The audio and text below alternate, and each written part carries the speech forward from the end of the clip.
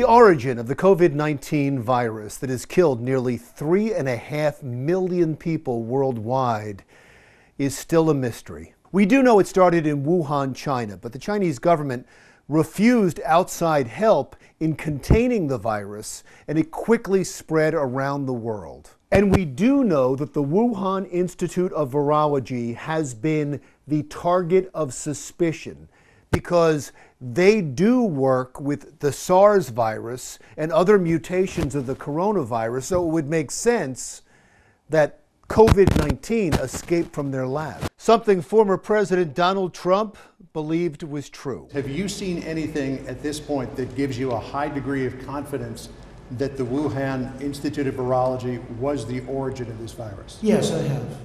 That moment was important because instantly and overwhelmingly the media blasted the Wuhan lab theory as ridiculous. Republican Senator Tom Cotton was actually the first to make the accusation against the Wuhan lab, and the New York Times said it was a fringe theory. Forbes said definitively, without any evidence, that the virus did not come from a Wuhan lab.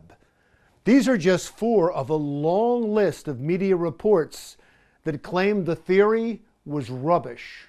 It is now much more likely that those news reports are rubbish and need to either be retracted or corrected.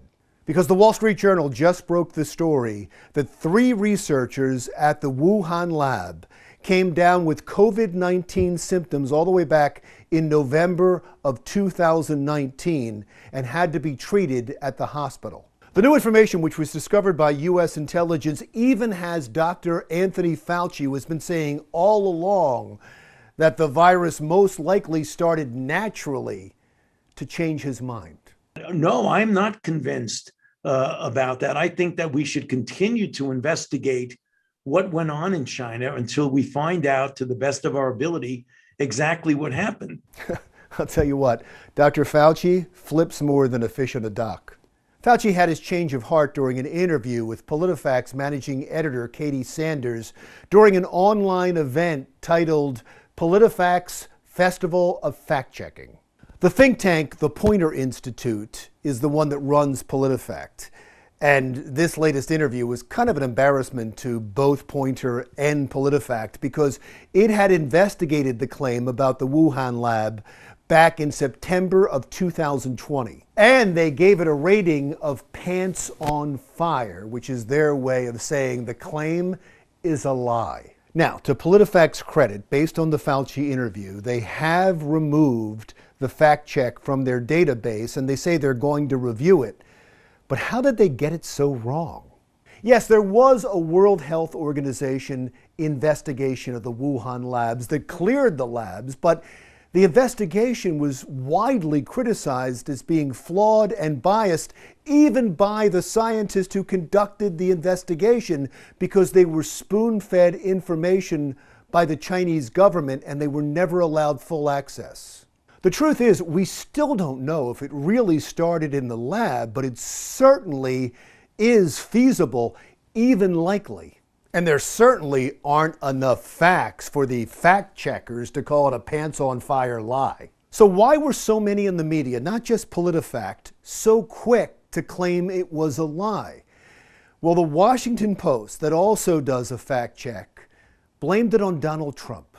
In a long article titled "How the Wuhan Lab Leak Story Suddenly Became Credible," the Washington Post blamed Donald Trump for its bad reporting, writing, "The Trump administration's messaging was often accompanied by anti-Chinese rhetoric, making it easier for skeptics to ignore its claims." Except that the Washington Post didn't ignore the claims. The Post and many other media outlets reported that the claims were part of a potentially dangerous conspiracy theory. And the theory isn't suddenly credible, as the Post claims. The Post just didn't want to believe it because Trump said it.